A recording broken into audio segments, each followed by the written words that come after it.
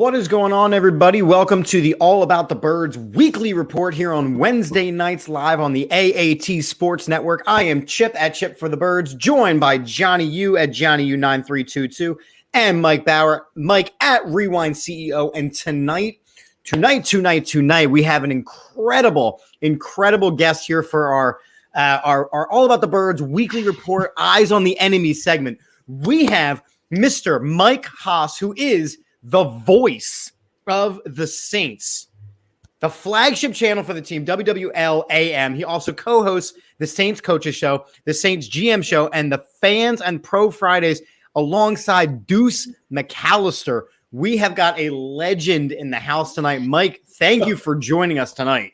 You're welcome, man. I love the intro. You know, what we needed John Facenda. With all those highlights, just the Eagles came out and they were rolling. And that was awesome. Of course. Yeah, that's all Johnny. Johnny makes our videos. What's that? Cool. So yeah, well, we've been on. This is, game week. It's just we've been on the road a lot, and so you guys love the road. You went on the road. That's all we do. For us, it's just travel, and the Saints are typically a pretty good road team, and they've been okay, and really haven't done well. They've only won one game at home. I don't count Jacksonville as a home win. Does anybody? I don't think anybody does. If you have to change time zones, that's not a home win. You don't get to count that one. So it's been a weird year for that. I think like 18 teams in the NFL are 500 or worse at home. So 56% are. So everybody's brutal at home this year. It's weird. So it's interesting because I was listening to some things, and apparently the home field advantage, especially with like gamblers and the line moving where home teams kind of just get that natural line. It's not the same as it once was, and as you mentioned, a lot of times now the home field advantage isn't trending as a guaranteed win anymore. And as you mentioned, Philadelphia, we're seeing that we are winless at home, and all of our wins have been on the road, but. Hey, maybe that changes this weekend when you guys come on the road here to the Link. You've played a tough schedule. I mean, We have. You played Dallas and Tampa and Kansas City and the Chargers. Those were all losses. It hasn't been easy. No, that we definitely have not had an easy schedule. So let's get into it a little bit because you mentioned losses, and one thing that has been noticeable with the Saints this year is the loss of talent in the quarterback position. So you went from arguably the greatest statistical quarterback in history of football, Drew Brees, and I know he wasn't on the 100 team, which blew my mind. I'll argue that till forever. He should have been. He can't have the records that he has and not be on the 100 team. But Drew Brees retires, and they anoint Jameis Winston as the QB of the future. He takes a dirty hit. A very dirty hit, ends his season. Taysom Hill is not the answer. He wasn't the answer as the replacement. How are you guys feeling about the quarterback position since Jameis Winston went down a little bit? Well, it's hard to put it on Trevor. I mean, he comes in the Tampa game and they win. He comes in the next game, Atlanta, and they lose by 2. Have to go for two-point conversions. They lose by 2 at Tennessee. I mean, he's hasn't looked great, but I don't think you could kind of throw it on him either. I think he's got 5 touchdowns, no interceptions. He's only completed about 58% of his passes, but he's a veteran. He's been around. I think he's doing kind of what Sean wants him to do. Just don't lose the game, right? I mean, when Drew would go out. He went out in 2019. Teddy Bridgewater came in for 5 games. And I know they said, look, you don't got to win the game. Just don't lose it. Just run the system. He won 5 games. Last year when Drew got hurt, Taysom Hill came in for 4 games. He won 3 of them, lost 1 of them. I think you know who that was to. So the Eagles, 24-21, and Jalen's first start. So, I mean, it's a system.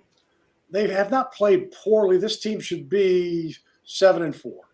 Their last 2 losses have just been brutal. But again, on both of those situations, I don't think you lay either one of those losses at Trevor's feet. Nobody could catch the ball with the Atlanta game. And just couldn't come up with any play. 2 missed extra points last week. So you end up going for 2 again. And the worst 2-point conversion plays over the last 2 weeks that I've seen. I'm not saying play calls, just the execution. Everything was just kind of bad. So I think it's tough if you just said, hey, guess what? In week 11, Saints are going to be at the Eagles, and it's going to be Trevor as the starter, and then Taysom, and you're going to have Ian Book, the Notre Dame rookie, is going to be active for the games. I'd be stunned. So Jameis was playing pretty well. I thought he was getting the system down. So that was a big loss. It really was. Changes the offense. He's got some mobility, something this team has not had in 15 years, some elusiveness in the pocket. And Trevor doesn't really have that. And I don't know what they're doing with Taysom, to be honest. I would have thought when he came back from the concussion, he would be a little more like the old Taysom, but he's not really playing quarterback any or very much. He's not running the ball much. He's in, but he's a wide receiver, usually the slot receiver. They don't throw him the ball. It's just kind of weird. So, yeah, it's unusual for this football team. We're like any other football team now. We're like, wait, we don't have a franchise quarterback, and now we rotate, and we lost Will Lutz, and so we don't have a kicker, and so now we get new guys every week. And so it's like it's tough for us. We're like every other team. We've been very spoiled. Very spoiled. I mean, I have to ask: was Taysom Hill ever really the answer at quarterback? Because look, sitting here from Philadelphia, we saw him start as a quarterback, but he always kind of seemed like a gadget player. So for them always to kind of give a roster spot to him, and even for there to be a competition this offseason between him and Jameis Winston, was that a legitimate competition, or was that trying to say like, hey, he can throw the ball and might do it in a game? I don't know if it was. I don't know if you can say it wasn't legitimate, because you don't waste half your training camp by giving him the ball at half the snaps. You don't do that just for show. And so I think that the Saints probably went into that it would be Jameis's job to lose in training camp, which he did not do.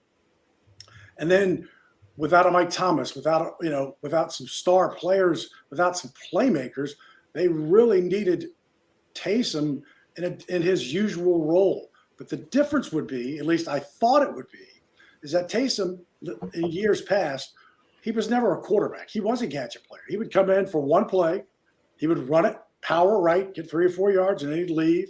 He'd catch a pass. He was never a quarterback. But this training camp, he really became more of a quarterback. So I thought we'd see not rotating quarterbacks, but I thought when he came in, we might see 2 or 3 plays. We might see him throw more, because that's the only, to me, the greatness of having those 2 quarterbacks, and they're totally 2 different skill sets, is if you actually use them in that realm. And they haven't really done that. In the Atlanta game, he came in through 2 consecutive passes, complete, and they were kind of in a hurry up, and it kind of got the team going. And then Trevor came in, right back in. So there's no rhyme or reason to it, but he's a better quarterback now. I don't know if he's an NFL starter. I mean, he's 31. He'll be 32 at the start of next season. So I don't think the Saints maybe see him as a starter, but he's certainly a different quarterback than he was in years past. So, you brought up, talking about the quarterbacks, talking about injuries, going over some of the Saints injuries, some of the concerns they have. Teron Armstead, Alvin Kamara, Taysom Hill is on the injury report. I know they mentioned that. Ty Montgomery, I know, had a finger issue. Apparently they said went through the wrong way. So and then also Chauncey Gardner-Johnson was put on IR. Mm-hmm. How are these injuries? Basically, what's the prognosis of some of these guys going into the Philadelphia? Well, I don't know. I don't know. Again, I don't know how the Eagles coach, Coach Payton doesn't give you much on injuries ever, period. Before the game, during the game, after the game. So I don't know about Taysom's situation. I don't think it's serious. The seriousness is you've already lost Andres Pete, your left guard. Armstead is your left tackle. He's been out. He missed the last game, so you were missing left tackle, left guard. And now you got Ryan Ramczyk with a knee who did not practice. That's right tackle. I mean, there's only so many starters you can lose. So that's probably most concerning, is Armstead still there and Ramczyk on it. Pete's on IR. Now, Kamara came back, limited today. That's probably the best sign of this opening day of injuries. Although I take the injury reports almost with a grain of salt now because of the veteran players who will take a day off during the week or 2 days off during the week or more. But they can't just, they got to have a reason. So they'll say, ankle and did not practice. And the guy's fine. He just needed a day of rest. So it's kind of hard because we played Tennessee. There must have been 17 guys on their injury report throughout the week. And most of them played. Almost all of them did. I think 3 didn't. So I take the injury reports to me because of the veterans' days where they take a day off. It's hard to figure out all the time. Mike, I got a question for you. So I know you don't listen to the show. I'm the negative one out of the 3 of us, to be honest with you. Here's what gives me a little bit of hope. Okay, our secondary has been playing really well. Marcus Epps has been coming in. He's kind of solidified a role next to Rodney McLeod. Obviously, Darius Slay, Steven Nelson, great. I'm looking at your depth chart right now. I'm looking at your wide receivers, and without Michael Thomas, the cupboard is bare, although Johnny's going to get excited about this one. We got Marquez Callaway, Traquan Smith, Lil Jordan Humphrey, Deontay Harris, Kenny Stills, still in the NFL, everybody, Ty Montgomery, and Kevin White. I like Kevin White because I actually went to high school with him. So yes, Johnny went to high school with him. So, I mean, would you say that our By secondary... the way, Kevin White has 1 more catch than you this season. Hey, see you. It was 38 yards. It was a good play. I wish the guy well. So you're right. It's a star-studded lineup. They are individually pretty strong. Traquan Smith's coming back from being on IR. Kenny Stills is a guy they needed because Deontay Harris was out. They needed bodies. They've needed bodies. Kevin White, Peyton brought into training camp. I think he feels like, I think a lot of NFL coaches are like this, that they can rehab a guy and reinvent them and give them a new career. And I mean, he's just, he's had just such a rough time since he was drafted in the first round, 20 some catches in his whole career. So he's there. Thomas is gone. Callaway is actually going to be a great player. When Callaway came in, he was going to be the number 2 to Mike Thomas. He was going to be a nice compliment. And then when Thomas was gone and then he became the guy, and there's nobody really on the other side of him to kind of divert attention, it's been tough. They've dropped the tight ends haven't stepped up in great capacity as far as catches are concerned. It's just not a lot of production. I mean, Callaway's and Harris have the most receptions at 24, and Smith, I think, has 44. Devontae Smith has 42 for you guys and 4 touchdowns. So the wide receiver core is stretched. They worked out 3 this week, but didn't sign anybody. And every time we ask Coach, he's happy with what he's got in the wide receiver room. Well, I guess my main question here is, with our secondary coming together, Jonathan Gannon finally figuring out how to call a game defensively, we do have a good pass rush against Trevor Siemian, against what we could say is a weakened wide receiving core. Does this give the Eagles an advantage against the Saints? In that area, I would probably say so. It'd be very difficult to say that the Saints have an advantage. Well, you have Alvin Kamara, and our linebackers are not great. So right. That's receiver core the way it is. Tight ends haven't played too well.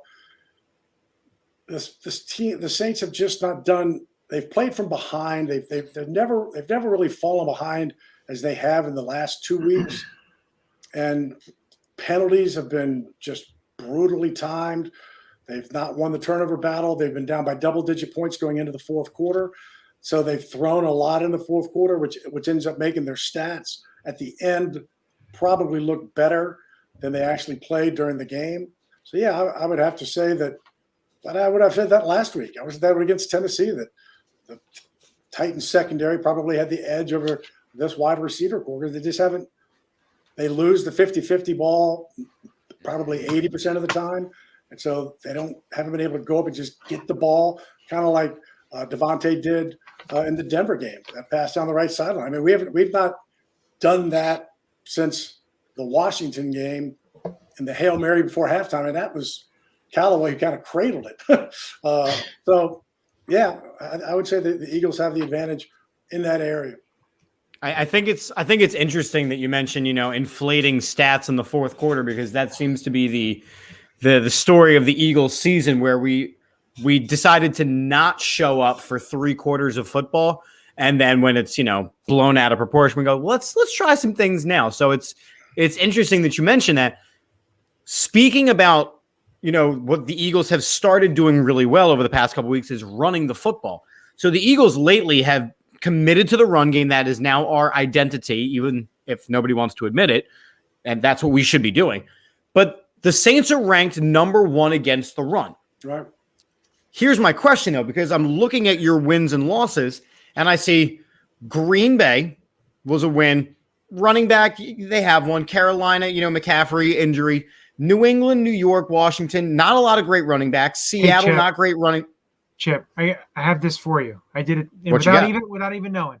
Green Bay's ranked 19th, Carolina 14th, New England 16th, Giants 25th, Washington 15th, Seattle 22nd, Tampa 27th, Atlanta 29th, and I didn't even rank Tennessee because they're out. Well, Tennessee, but they didn't have Derrick Henry. Yeah, so that's kind of my question: is are the Saints' run defense, is it really that good, or was it kind of skewed because of who they were defending against?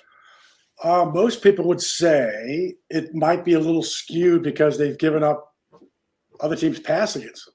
Saints against the pass have not. What are they? They give up. They're 26th in the league. They give up 265 yards a game.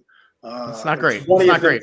They're 20th in explosive plays. They've given up 34. They give up big chunks.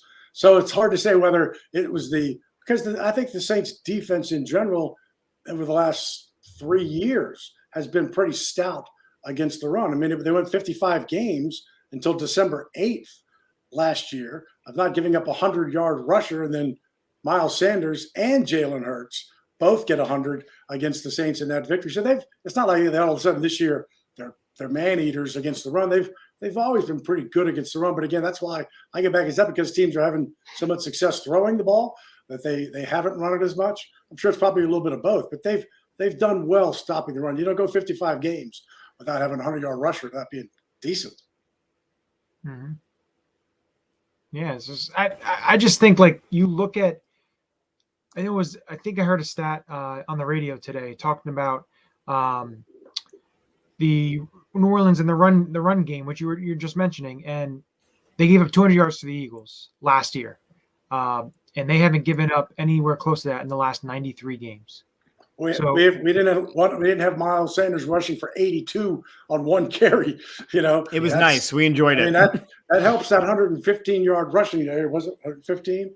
Yeah, 115-yard rushing when 82 comes on one clip. Makes it look a lot better than. So yeah. But I think the Saints are not. This team right now is not built to come back from double-digit points in the fourth quarter. It's just not. That's not how they go into it. That's not how they plan for it. Nobody does, but you can't do it with this team right now. And so they've got to do better in the first 3 quarters. During the Tennessee game, and like the midway through the third quarter, the Saints were averaging third and 14.8 yards. Now, that has nothing to do with looking at their third down conversion. It's got to do with what you did on first and second down. Penalties, 3 sacks, just brutal. Missed and dropped passes, and they just haven't gotten any breaks. Fumbles get kicked. In Tennessee, they get a first down instead of losing the ball. So it's not excuses. It's just kind of what this team needs to do to win is when they win, they've gotten turnovers, interceptions. They've gone 2 straight games losing the turnover battle because of fumbles, and they've got no picks. A team that's got 11 on the season had none in the last 2 games. So it's a lot of things. And in those 2 games, they're 0-2. So that's an interesting. Right. And the 2 losses. So let me ask you this, because I know that with Drew Brees retiring, there was a expectation at the beginning of the season. Then Jameis Winston starts doing some things, and then the expectation changed. What's the expectation for the remainder of the season? Because you're sitting in second place. The Bucs are within catching distance. Are you expecting a playoff run? Are you expecting to make the playoffs? What is the general vibe in New Orleans right now? I think it's a little bit of both. I think you'll have people like, to me, and I wouldn't say I'm a glass half full guy, I'm probably not, but they've played badly the last 2 games, yet still control their destiny. They control their destiny in the NFC South. Nobody, just them. So, so you can look at it. Okay, well then, an AFC lost to the Falcons, got to play them again. You could 5-4, you still control everything in the NFC South. But conversely, it's like, yeah, but you're going to look back and 8 weeks ago, man, that Tennessee loss and that Atlanta lost at home, those were crucial. So it's one of 2 ways. The remainder of the schedule is not what I'd call enormously difficult. I mean, you just don't know. I mean, are we going to get the Buffalo team that lost to Jacksonville 9-6? Buffalo comes here Thursday, Thanksgiving Day. So we go Philly, road Sunday, Thanksgiving, 4 days. Very, very difficult. The following Thursday, Dallas comes. And then after that, it's at Jets, Tampa, Miami, and then it's Carolina and Atlanta, last 2 games. So what's the landscape look like then, right? What's Atlanta's situation at that point? What's Carolina's situation at that point? Well, are they playing for anything? Are they done? Are they playing for draft? Because that's what it's been in the last 5 years. So I think if the Saints can – I see this team as – I asked at the beginning of the season, I said this was a playoff team. I didn't say division winner. I think that was going to be Tampa. But I thought they were a playoff team. You just don't suddenly get bad. It's a system that has been proven, time and time out. I think Sean Payton had a new toy with Jameis Winston, somebody who could move in the pocket. He gets to kind of do some plays that he couldn't do with Drew. But then when he went down, now it's just about – this is a team that's always gone on these huge 8-9 game winning streaks. And we said early on, this is not that team. So it's going to be 2 ahead, 1 back, 2 ahead, 1 back. So is it 10-7, which I think would probably be a good season given everything that's been through. Is it 11-6?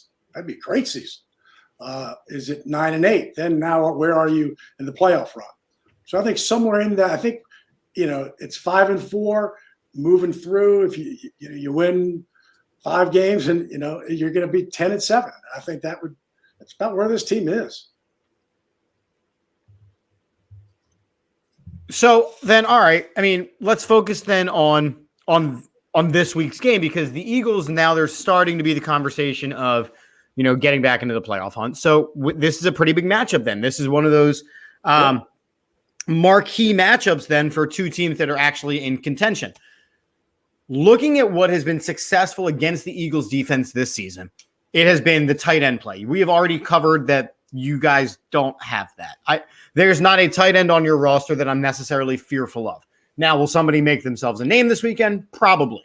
But as of right now, I'm not afraid necessarily of any of the tight ends. So then I would say next is the running game. If Alvin Kamara cannot go, how will New Orleans attack offensively this Philadelphia team that struggles with mostly the linebacking core and getting pressure on the quarterback? I think they'll try to do, assuming that happens, and I think Kamara will play, but assuming he doesn't, Ingram played well last week, and they're gonna have to. They can't. This is not a team that can dink and dunk its way down the field 7 yards at a clip, because you have to be too efficient. You have to be very efficient to go on 10-minute drives, 9-minute drives and score touchdowns. And both teams have been very good in the red zone, and both defenses have been. Saints defense has been very good, at least in the red zone.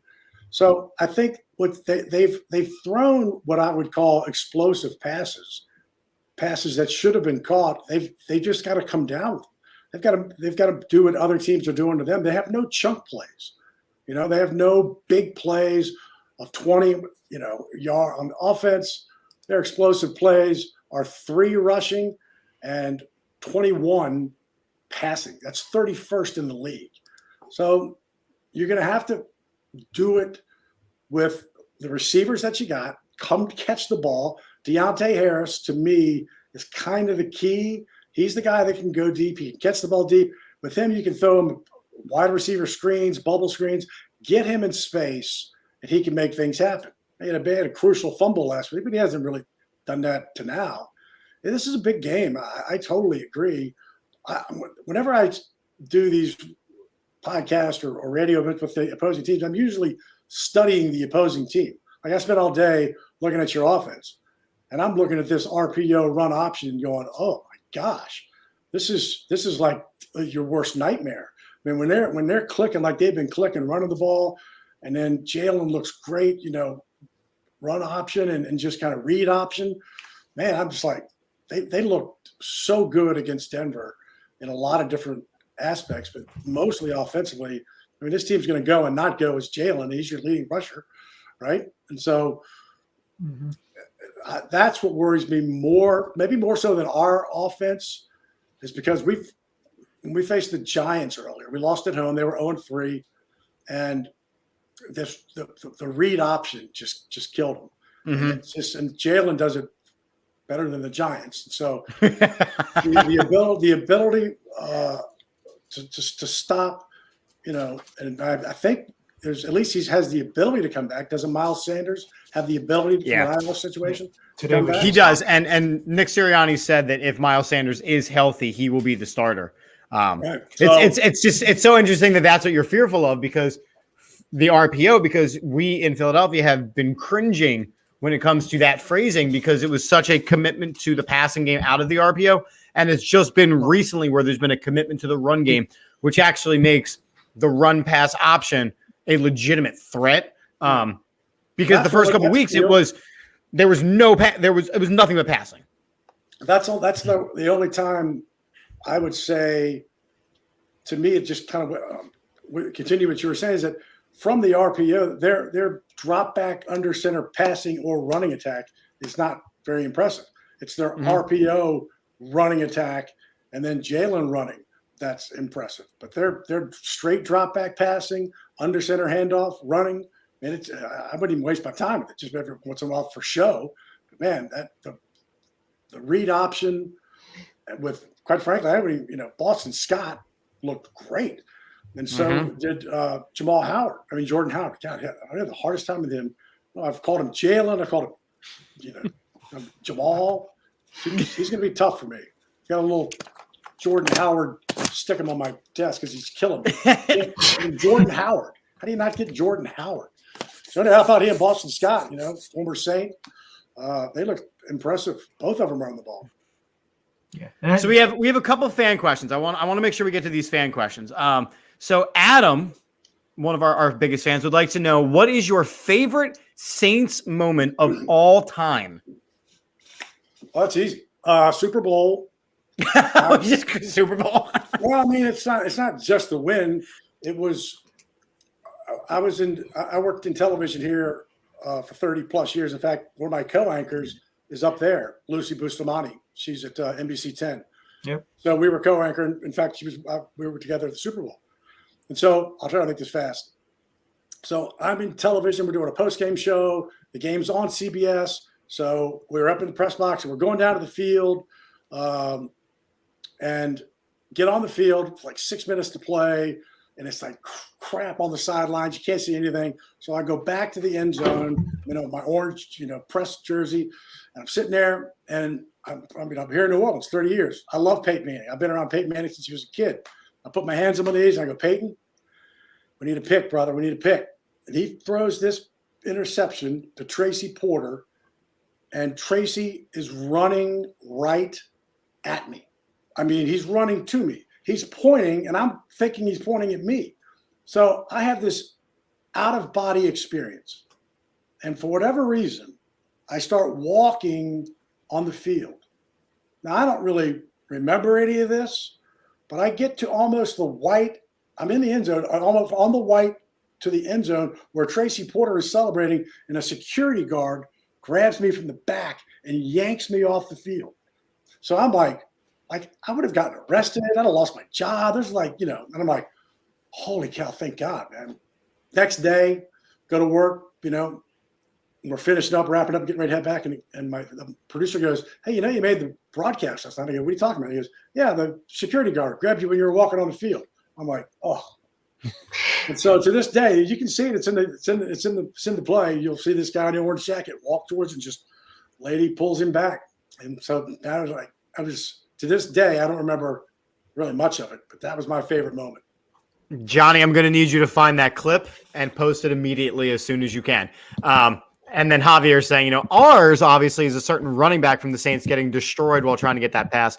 It has been my default photo on my Twitter since the creation of time.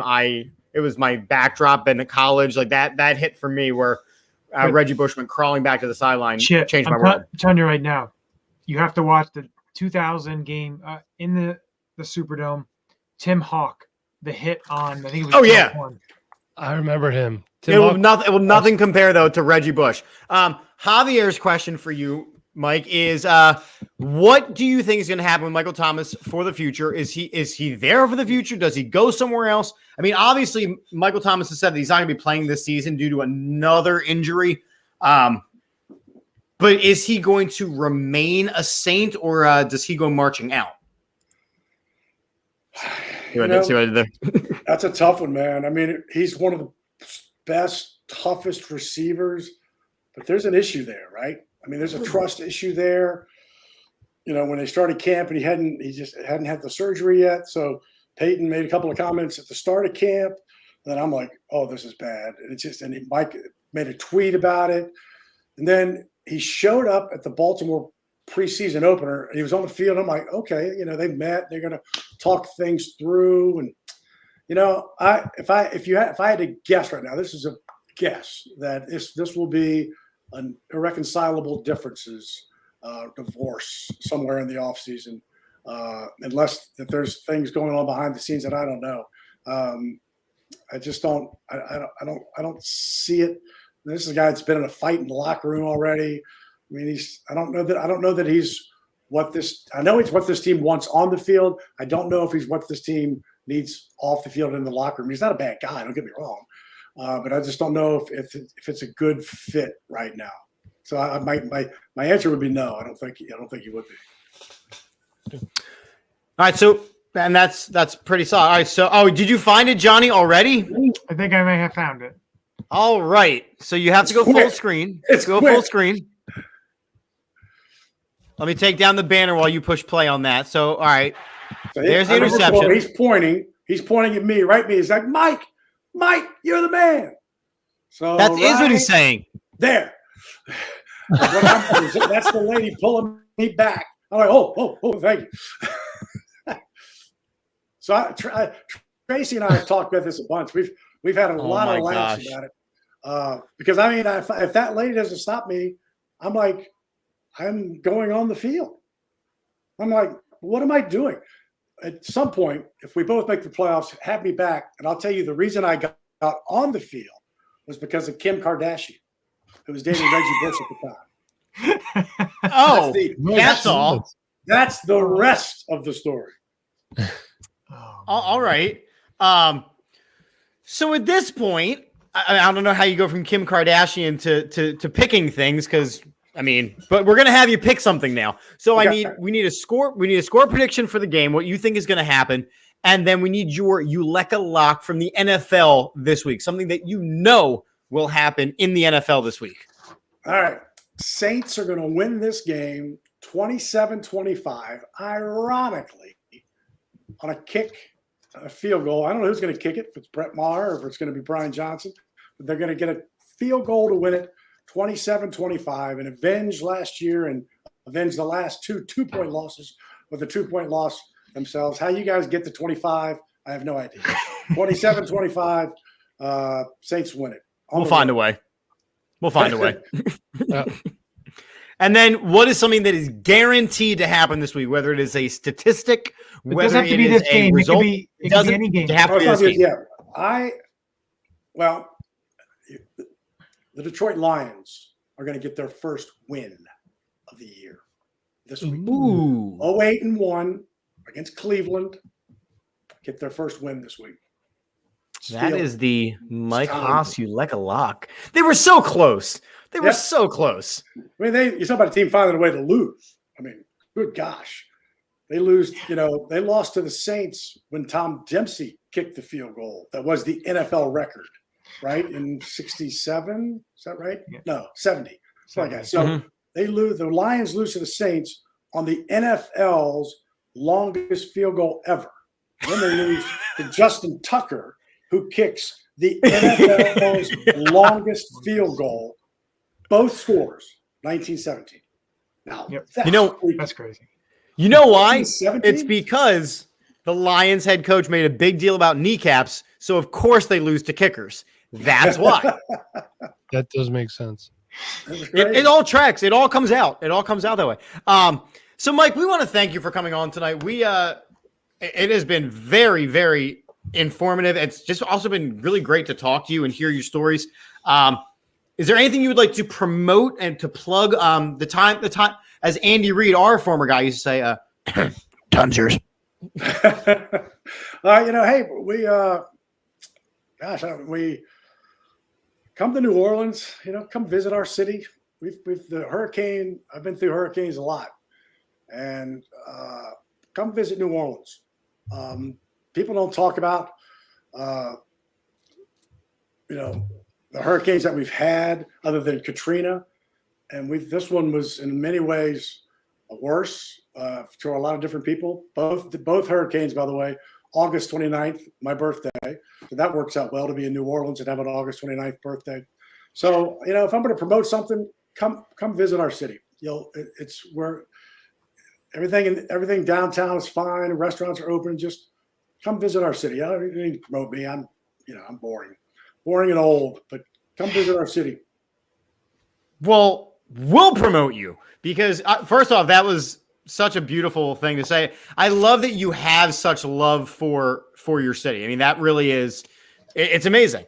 So again, I'm from Virginia.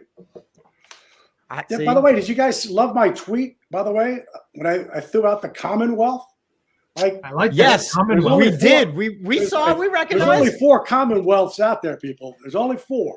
Pennsylvania's one of them. Virginia's the other.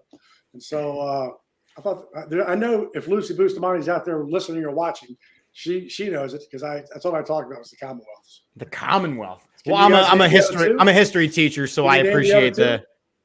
Say again. Can you name the other two? Oh God, I know this. I don't know this. Massachusetts. Massachusetts is the third, and that's the easy one. That was the easy one. No one gets this one. Rhode Island. I'm wrong. No, Rhode Island's barely a state. Rhode Island is a booger on the end of New York. I got nothing. I'm out. And I'm a social studies teacher, so I'm bringing this to my class tomorrow. If you were an SEC football fan, Kentucky used to play their football games at Commonwealth Stadium because Kentucky is the 4th Commonwealth. It is basically just a charter of the people, so to speak. Like my father was what would be a assistant district attorney in Virginia, but he was a Commonwealth attorney, right? When Bill Cosby was going through all this stuff, people were going, what's this Commonwealth attorney stuff? What's all this Commonwealth attorney? And that's like, my diploma from James Madison says Commonwealth of Virginia. So it's not a state. Nope, it's not. It's not. Well, Mike, we appreciate you, man. So you can follow Mike at Mike Hoscom. He is the voice of the Saints on WWL on the AM, the flagship channel for the team. He co-hosts the Saints Coaches Show, the Saints GM Show, and the Fans and Pro Fridays alongside Deuce McAllister. And he has been an amazing guest here on the All About the Birds weekly report. Mike, we want to thank you for joining us tonight. Anytime, Phil. Thank you. We'll see you this weekend. Good luck to everybody, and we'll do it again sometime. Indeed. Sounds good. All right. So let me just say, whoa, my man knows some stuff. Woo! That was exceptional. No, that was really good. Get the emphasis on the team. We always want to, get a real hands-on with the team, and somebody who knows the team really well, and he knows the team exceptionally well. So it was very, very good to have him on. He was glad he gave us our time, his time for this show. But what are your feelings about the Saints? Because I have a few feelings of myself. I'll let you go, Mike. What are your feelings about the Saints? Them coming in here with Trevor Siemian. I know Chip wants to, say his version of the name, but Trevor Siemian. Is he gone? Yes. I behaved. You did. You did. So before we talk about that, we are looking for our first back-to-back wins of the season. Last time that happened was week 7 and 8 of 2020. So it's been a little bit since we've gotten back-to-back wins. We've not won at home this year. I think this is the game that we can get it done. I'll be honest with you. I was pretty happy with the Broncos game. I wasn't expecting that. Hats off to Jonathan Gannon and Nick Sirianni for adjusting. I mean, the defense, that was probably some of the best defense I've seen this team play under Jonathan Gannon. Nick Sirianni's adjusting well. I just did the math. They're averaging 208 yards rushing per game the last 3 games, which is fantastic. And I think it's things like that. Here's what I think about the Saints. Okay, they have the number 1 rush defense, right? Who they played. Well, statistically, they do. That's what we're hearing. Well, Go ahead. I just want to do that voice again. So, Tampa Bay, we talked about how great their rush defense was. Nick Sirianni didn't even try. Just barely tried to even run the ball. I think that changes this week because I think they have to. I will say this team will get better when Miles Sanders comes back. Johnny, you said, do they really need Miles Sanders? Jordan Howard leaves a lot of yards on the field. He is what he is. He sees 7, he gets 7. Miles Sanders sees 7, he gets a touchdown. That's the difference. You know what I mean? I like that. That's a good point. As long as he's healthy, I don't want him rushing back. That's exactly. my big thing. If it's another week, that's fine. Yep. But what I talked about with Mike earlier, our defense, our secondary against their wide receivers, I think is a win. Their offensive line against our defensive line is a win for us. What worries me is you see Justin Herbert got the ball out quick. Teddy Bridgewater, they had him trying to get the ball out quick, but the pocket kept collapsing. And by the way, dude, you got to throw some effort on trying to tackle Darius Slay. At least get in the guy's way. That was so pathetic.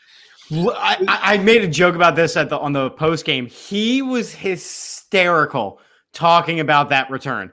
Absolutely hysterical. What worries me is Alvin Kamara against our linebackers. That is the matchup that I think Sean Payton will try to exploit. Although Alex Singleton playing less and less as he should, Davion Taylor and TJ Edwards for right now are your answer at linebacker. Alvin Kamara really against anybody is a mismatch. That's what I'm worried about. As far as our offense against their defense, I come out, I'm pounding the ball if I'm Nick Sirianni. Right off the gate, try to confuse him, get a little misdirection going. I think and we'll see. It's a winnable game. I think for the Saints, I think Chauncey Gardner-Johnson is a big loss. You know, they lost him, I think, a couple of games ago. The Atlanta game, he got hurt. And I think that is a huge loss for him because he's basically he does a Swiss Army knife in that defense. He does a lot of different things. Malcolm Jenkins still does what he does. You know, he's not, a Pro Bowl type of player, but he's a high-level player still for that defense. Their defense is good. Demario Davis is very good. Marcus Davenport, Cameron Jordan, they have good players. But I just think the way the Eagles' offensive line's playing and the way that they're running the ball, and it's going to the strength. What's the strength of this offense? And it's running the ball. It's using your offensive line. You need to establish the run to then be able to, what we were talking about with the RPOs, make it effective. Because if you're running the ball and then you use the RPO in there, then you can start, to work at it as your advantage. But looking at the opposite, looking at the Saints offensively, with Trevor Siemian, and to me, he doesn't scare me at all. At all. Because, and what Mike was talking about was like chunk plays and stuff like that. They're a team that's not going to dink and dunk their way down the field. Well, Jonathan Gannon, basically, if you can't dink and dunk your way down the field, that you're not going to score on the team. That plays right into his hand to what he wants to do defensively. So to me, I think it's great. And another thing that I want to see more of is I want to see less of Ryan Kerrigan. We've been talking about this for weeks now. And, I think Alex Singleton, using him as like a stand-up rusher here and there with his motor is just nonstop. He had that, he went all the way around. He wound up, making a little bit of an impact there. Use them to that way. Use them blitzing. Use them different ways. I want to see less of Ryan Kerrigan. I want to see more of the younger guys. But I just feel this defense with those two linebackers, as long as Davion Taylor is healthy, I do know they said he had a brace on and he was on the injury report. Just make sure he's okay. But TJ Edwards is making, he's going to get paid. He's going to get paid. He's making a lot of plays, and it's really nice to see because he brings that thumper mentality in the middle that we haven't had for a while. So I really like that, the way the defense played. They played well in all facets of the game on Sunday, and it was really great to see against a team that was coming off of a real good win against the Dallas Cowboys. Yeah, they stifled them. They did, and they filled up the stat sheet. I mean, it was great.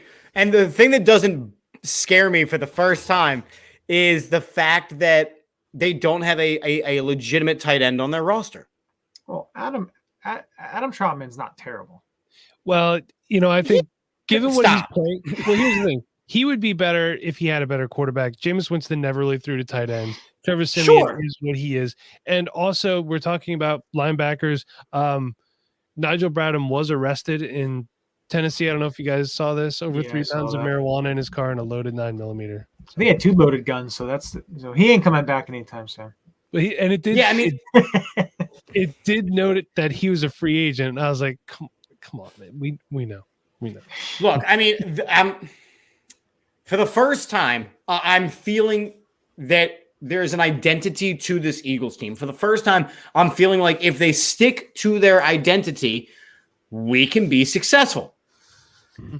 And with where they are currently stationing themselves, it is perfect, absolutely perfect to go against this Saints team. This Saints team who has lost the last 2 games since Trevor Siemian came to play. Since I'm in a mood tonight, guys.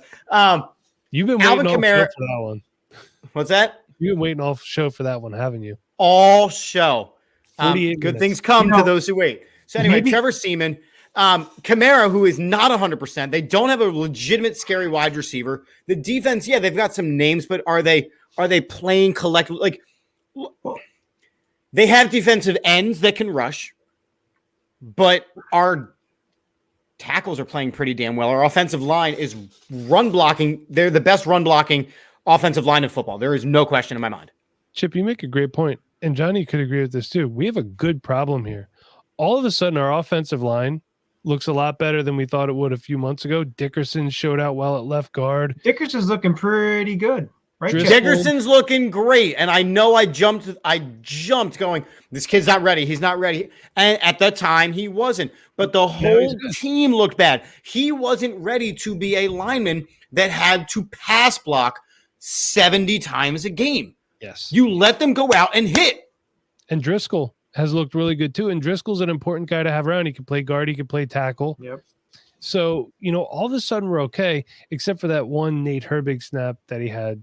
Yeah, that was bad. He had to come in. So yeah, that was bad. But the other thing I'd like to see is, watch some of the all-22. Like Lane Johnson's reactions were great. Pumping first down because Jordan Howard's running right by him, and what he's doing. And I know Sirianni talked about he's blocking. Sometimes he gets 2 people at once, and it's just they're just so comfortable run blocking. And I even like watching all the formations. Why? Because run blocking is easier than pass blocking. It allows an offensive lineman to go on the attack. But the thing is, they're all working in unison too. When they're doing a lot of these things, and when you have tackles that are coming out on, actually pulling, and then they're the overloaded edges and doing different things with the 13 personnel. It's great to see because it's just working in unison. And even like it's great. Like last week, they started the game off, and Hurts took the RPO and took it out and got the first down. The next play basically did the same thing, except for everyone else stayed at home, and Boston Scott ran a wide open hole right up the middle. And then they did it, and then using the screen game and doing things like that, it's working to their advantage, and something that we talked about early in the weeks of this season, how they need to rely more on the run game, because they were running for 5.1 yards per carry, and they were still running the ball really well, but they weren't using it. They weren't utilizing it. And now they are, and you're seeing what they're doing, and you're seeing it. And I feel like with running the ball, it's also helping in the development with Jalen Hurts and not putting 40, 45 pass on, which they shouldn't. They never should have. That's not who he was. And the other thing that's helping the offensive line is the fact that they've been playing together. Yeah. You know, think about it. In previous years, you know, you mentioned consistency and you mentioned like cohesion. Previous years, they haven't been able to do that because it's been all injuries. So it's been, when we say the next guy up, we were going through an issue where the next guy up wasn't even on the roster the week before. So this team has, with the exception of two plays in Denver, they've been playing pretty consistently the same 5 guys in the same 5 spots. It's the thing is, it's real nice to see in terms of injuries in general, and not seeing all the injuries that we had the last couple of seasons. They are relatively healthy. Yeah, there are some season-ending injuries. You're always going to have that, no matter, you know, what team you are. You're always going to have some season-ending injuries, and, you know, big players go down. But the amount of players that are going down, you're not seeing that. But looking at these, a lot of younger players, you're seeing development. Well, some of them. Agreed. Finally, some of them being developed. But you know, you even look at Jalen Hurts, and I'm even going to bring it up. You are seeing him develop his game that you weren't seeing early in the season. So good. It's my favorite. I'm just saying, you're saying, and if you're blind to it, then you may need to get an extra prescription of glasses. I don't know. He is doing what is asked of him. I got my eyes checked recently. I'm good. Thank you. He's doing what's asked of him. They're also not passing the ball as much. And I did say, you know, earlier in the season too, they need to not throw the ball so much because, and here's the thing, any quarterback, we saw it last year too, with Carson, they were throwing the ball too much and he was a veteran quarterback. So, you know, it's one of those things where I don't want a quarterback throwing the ball a lot. The real possibility right now, Johnny, I hate to tell you this, Russell Wilson ain't coming to Philly. He's 32 years old. That's fine with me. I think now. Right now, the likely possibility is that Jalen Hurts is the starting quarterback for the Philadelphia Eagles next year, as much as I would bemoan that. I think he's done enough to do it, though. I think he's done enough to earn the job next year. And depending on how they finish out the season, is going to matter. You know, look at it this way. Possible. They have a ton of money to spend free agency wise. Do they get a veteran receiver, a big bodied receiver, which, you know, I would like to see? Mike Williams. We'll see. Would be fantastic. He is it's going to depend what Nick Sirianni wants, what pieces he feels are missing for the offense that he wants to run. Because I can tell you that next season, Sirianni's not going to want to be a run-first football team. He's just not. I feel like Nick Sirianni wants like that nice 50-50 balance of pass and run. Keep the defense guessing. That's what I feel like he wants. And I'll be honest with you, I think that's what we all want in Philadelphia too. 50-50, 60-40 at most. I love the running game. It's great. Yeah. But I don't know this, I think Jalen Hurts only attempted 3 passes in the second half. Yeah. He only paid what they're doing right now. He didn't have to. That's true, but this is not sustainable long term. So it's just one of those things. We want that good balance. Let's see where we go. And a lot of people are complaining, oh, well, Rager needs to catch more passes. Goddard needs to catch more passes. Quez needs to catch more passes. Well, if you're throwing it 18, 19, 20 times, it's kind of exactly. There's only so many passes to go around. At the end of the day, the guys that you want catching passes, Devontae Smith and Dallas Goedert, and everything after that's a bonus. But the only thing I will say, it is very frustrating to watch Jalen Rager. I know he had that one catch on the sideline. It just seems like if it is frustrating. You know, I want the kid to succeed. I want him to be, a player, because you watch on Monday night and you watch a player that I absolutely loved pre-draft when he was coming out is Deebo Samuel. And he's on my fantasy team. He's unbelievable. So, players like that, it's just like, why can't, but of course, I love Devontae Smith. Devontae Smith is playing great. His route running is exceptional. But again, Quez Watkins can stretch the field for you. He should have had that pass, by the way. That was probably the best throw I've ever seen Jalen Hurts make. It was the best throw of his career, no question. And Mike, he was right there. What do quarterbacks do when something he knows is the perfect pass, it goes through their hands? You see all the quarterbacks put their head back, raise their hands. That Jalen Hurts does nothing. He doesn't even blink an eye and just turns and then like nothing. There's no emotion in terms of like that, like almost like showing up your receiver. Baller. So you watch though, right? What will happen is that lackadaisical, what appears lackadaisical, laissez-faire, I don't give a shit attitude.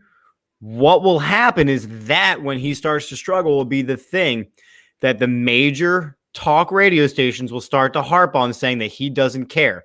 That will be the narrative. Just out of curiosity, do you guys listen to like WIP or 97.5 The Fanatic? Because I got in a customer's car one day. For those of you who don't know, I'm an auto mechanic, so I move cars around. By the way, if you drop your car off at the shop, please turn your freaking heat off. It's not on full blast. So when I get it the next morning, it's blowing cold air. Turn your damn radio down. But I get in, 94 WIP is on. Angelo Cataldi, and this was after a win, it was screaming like a lunatic.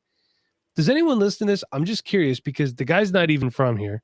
I do the same thing. If I get into a car and I have to move it and stuff like that, it's on. You hear that, the rant and raven of the imbeciles. And Gargano, cuz it's like, oh my god. So it's awful. They're gonna complain whether you do well or not. So for me, it's just they're just clickbait media type of right. thing. And that'll be what yes, he should have gotten it. Yes, we are all pissed off that he dropped it.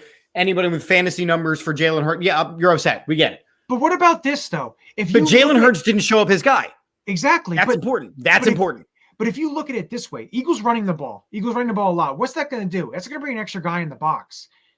What does that also do? That also leaves less people deep and a guy with Quez Watkins' speed to be able to run down the field and, maybe get more opportunities like that in the future. He needs to be out. He needs to be the outside receiver, not in the slot. Honestly, my feeling is a player like Jalen Reagor in the slot, I feel like a guy like Greg Ward is going to give you more than Jalen Reagor is right now at this point. He is shorthanded. Yeah. Plus, also, if he gets more touchdowns this year, I will still have my bet that I made at the beginning of the season. Sorry, I had to throw that in there. Maybe that's a good segue to talk about our records and our picks and what we're going to be doing for the Eureka Locks and our predictions for this upcoming week. It's time for the Eureka Locks of the week. Who's your lock? Alrighty, so last week I just gave a face.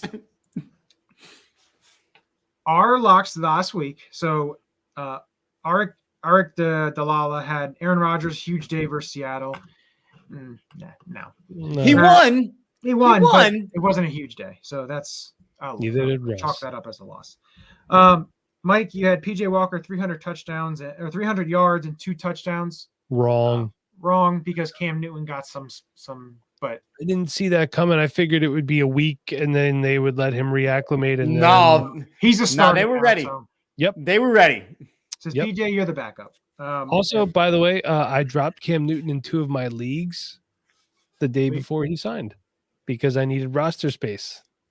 Thanks, buddy. How's that going for you? Fantastic. Thank you for asking. Jeff had Hurts would have 3 turnovers. He only had 1. So that's a no. And then the big Eureka lock was between Chip and I with Teddy Bridgewater. Chip had Teddy Bridgewater with a higher than 75% completion percentage, and I had him lower than 70, and he was at 61%. So I will take my victory because I needed one. And I will allow you to have it because that meant the Eagles did their damn job. Well, the thing is, hold on a second. When you guys do a lock against each other, there should be some sort of bet on this. Like the loser has to do something. We didn't do that. For the future, that should be done.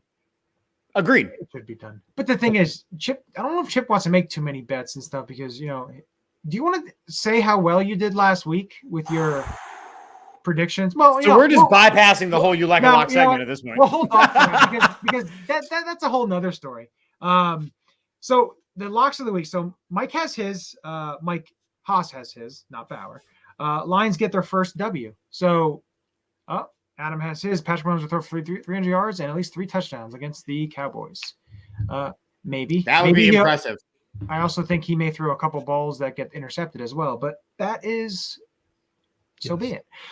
Mike, what's your lock of the week? Sure. Joe Flacco returning to the Jets and beating the Dolphins at home. Flacco. Let's stick with crappy quarterbacks. I'm just gonna be my theme for the rest of the season here. Hey, if he plays more than 50% in 4 games, we get a 5th round pick. So it's possible. Zach Wilson isn't fully healthy. Not that he's any good right now, but the damn Jets. Chip, who do you got for you, lock? Well, thank you for asking. My Uleka lock comes from the Browns-Lions game. It is not a victory prediction. It's not. It is the Browns will rush for over 175 yards as a team. Because the Lions cannot stop the run. Seems The Steelers refuse. The Steelers. I said over. The Steelers refuse to pass the ball, even with a backup quarterback. They had Mason Rudolph throwing the ball over 50 times. It is absurd that they just do not run the football, which is why they tied the Lions. So I think the Browns will not make that mistake because it doesn't matter if it's Chubb or Dearness Johnson. It doesn't matter someone will run the ball, and they will rush for over 175 yards as a team. That's not. Yeah, I could see that. I put a lot of thought into this week's. They've got a hell of an offensive line, and they're locking the offensive lineman up as well. So, contract locking up, not actually locking them up. But no, I like that one. That is a good one. So for my lock, I was thinking about doing this game, and I thought, you know what, I was good with last week. I did that. I can't, I don't want to go overboard, trying to pick with the Eagles because that may bite me. So I'm not going to do that. So what I was thinking is the 49ers Jaguars game. Oh my. Yeah. Oh my indeed. Oh my. I'm going to say that Trevor Lawrence will have over 300 yards passing and 2 touchdowns. Wow. And they will still lose. Well, yeah. You're doing a double parter? No, I'm not doing a double parter. I'm just going to stick with this one. Yeesh. So Jags are at home. it may be hot, humid. San Fran is traveling from the Bay Area. The current weather forecast for that game is 71 degrees and rainy. All right. You do understand, though, that the that the 49ers just absolutely shut down the Rams. And you do know that the Denver Broncos absolutely shut down the Cowboys and then came and laid an egg. Things can happen. It could happen. It True. can happen. Yeah. Now we go to the prediction. All right. Oh, look, So- my Wi-Fi died. I got to go by. Oh, yeah. Well, too bad at least. We can still talk Nice about it try. because we know. Oh, God. So do you want to go over the records or would you like me to? Well, sure, Johnny. Thanks for the opportunity this fine night. So our weekly picks, we all made some predictions. So JB, Jeremy Bridges, won the week. He finished at 8-5. Now, we didn't count the ties because it just jumbles. None of us counted the ties, right? Yeah, because ties it doesn't count. So he finished at 8-5. Jeff finished at 7-6. So Jeff and Jeremy are tied on the season at 92-58 in third place. Johnny had a decent week. He finished at 7-6. He's in second place at 94-55.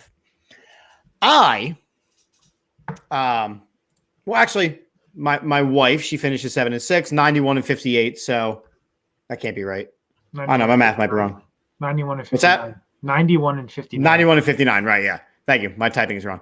But I did not have a great week, friends. I'm going to be honest. I didn't have a great week. I was 4-9 last week. It was my worst week ever picking. Ever. So I am still in the lead at 96-53. But I gained 3 But games. we are. What's that? I gained 3 games on you. Yeah, but we are all within, between first and third, we are all within 4 games. Mm-hmm. Yeah. So it is toit. It is toit like a tiger. So with that, I was going to do a Tony the Tiger thing, but I didn't want to do that. So I wasn't going to. Nah. No. So the predictions for this week. We're going to start now with you, Chip, and go you, Mike, and then myself. Well, Johnny, thank you for sending it my way. I am a notorious non-Eagles picker. And my reasoning was because this team hasn't shown me anything consistently of who they are, so they're inconsistent to pick. By a score My ears. of 34-24, the Philadelphia Eagles will win at home. 34-24, Eagles. Your balls will thank you. Your balls will thank you. All right. It's a little high scoring for me. Javier, it's too late. I already did it. I'm taking the Birds 23-17. I'm actually, I know they lost to the Chargers. I like what I'm seeing though these last couple weeks here with the way they're running the ball. I feel like this team is starting to come together. I'm thinking that these coaches are really hitting their stride and learning how to call their games respectively, offense and defense. I like what I'm seeing right now. I'm optimistic. Let's get our first home win. Or not. So, Or not. I don't know. so if I'm not mistaken, the last time the Eagles won at home was actually last year against the Saints. If I'm No, we played that was them in New Orleans. It would have been against the Giants, which was before our bye week. no, we played at home last year. It was all black. We're all black. I have to check. We were in the dome. You have to check it. By the way, We're in the dome. Johnny, I know you love those uniforms so much. Apparently, Jalen Hurts pressed for those uniforms. I did see that. So with another reason to like him. So it was actually, I was wrong. It was against the Cowboys. It was Sunday, November 1st. It was a primetime game, and we won by the score of 23-9. So that was the game where I believe Ben DiNucci told the Eagles to bring the house, and they did. Johnny somehow was right. I know. Last time was December 13th, 2020 at Lincoln Financial Field. Oh, I was wrong. I thought. Oh, I'm looking at the wrong thing. My bad. Yes, I remember it very vividly. Alshon Jeffrey caught a touchdown pass. Listen, I watched the game by myself. Sworn. I had no interruptions. I remember it vividly. So, you know. Right now, I'm just happy when I could use the bathroom by myself. I'm bad. I thought that was in New Orleans. So We might be mixing up the playoff game. with that, yes, probably. With that being said, the last time they did win was against the New Orleans Saints. I think everything kind of matches up pretty well right now. What the Eagles are doing, and with the defense, I think the defense is a main key factor against Trevor Siemian. Siemian exploded against Tampa Bay, and then he has nothing left. So He emptied the tank. Rained. I had to throw that in there, but I'm going to go with my patent and Eagles win 21-20. I'm going to stick with that patent in 21-20. Ew. All-time series, Eagles lead 18-15. Going to be 19-15. So I'm fine should with be that. it should be fun because, you look at New Orleans, they're in that playoff hunt. I think they have the 6th seed, if I'm not mistaken. So you try to gain ground on those teams that are ahead of you. If you want to sneak in, you're going to have to win games. So this is a pretty big game. Yeah, I really do think. Oh, there's Adam's pick, 35-17 Eagles. He thinks it is a stomping. I'd be okay. Yeah, and look, I mean, it's an important game for both teams. One team is trending up, the other one is trending down, so someone's going to have to step up. I think it's going to be a good game. I'm excited for it. And with that, gentlemen, let's pay some bills and wrap some shows. I wasn't sure what we were going to wrap. We were done talking about Seaman. So we were Statement games. Fun free twist on fantasy sports. Make sure you're checking them out. Links in the bio. AATSportsNetwork.com, our shop. Make sure you are checking them out, checking us out, helping support us. We appreciate all y'all doing. Thank you. Funkbrewing.com, the official brewery of AATBirds and the AAT Sports Network. La Terrain Luxury Watches. Use the code AATBirds for 10% checkout. Or 10% off a checkout, sorry. New sponsor, we have Symbol, which is the stock market for sports, symbol.com. Use the promo code AAT Sports when you sign up. John, you want to tell us about that?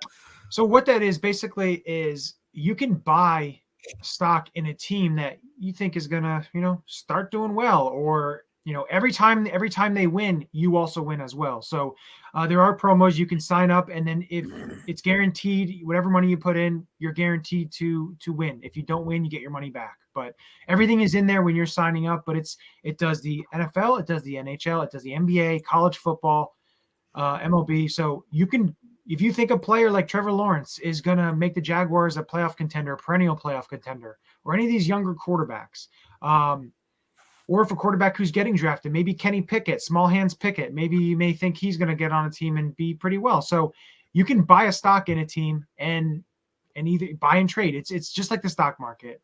They have a lot of great stuff on their website, symbol.com. But sign up, use AAT Sports when you sign up, and make some money. There you go. Couple other predictions. You got 27-19, Javier says. And Julio says 28-3 Philly. So I'm cool with all those scores, friends. Me too. Finally, our last sponsor, the one we get to joke about the most, is Manscaped.com. Is partnered with AATBirds. Use the code AATBirds for 20% off and free shipping at checkout. Your balls will thank you. And with that being said, my friends, it is the most wonderful time of the year. We're going to play our brand new original AATBirds Manscaped commercial as we exit. We wrote a script, we executed the script, and y'all are going to hear it. So as we end every show, I am Chip. This is Mike. That's Johnny. My hands went weird there.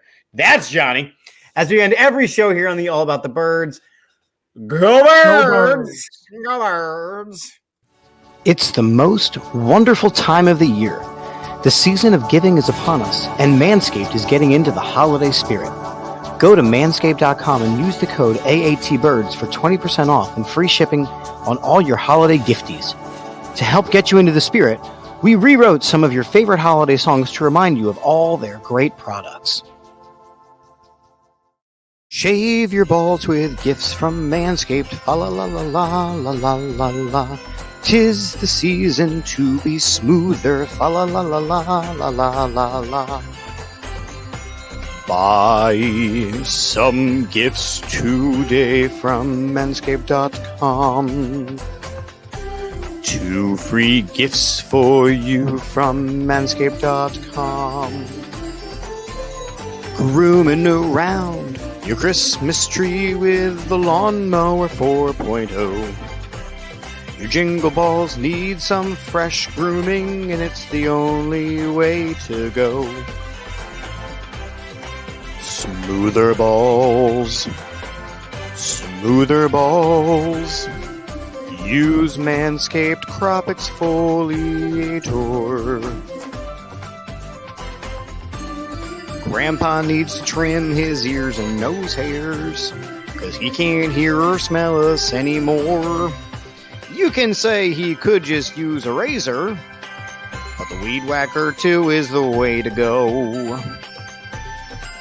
For the Jewish friends in your life, Manscaped, Manscaped, Manscaped, shave your balls today, and when they're dry and ready, a smooth menorah you can play.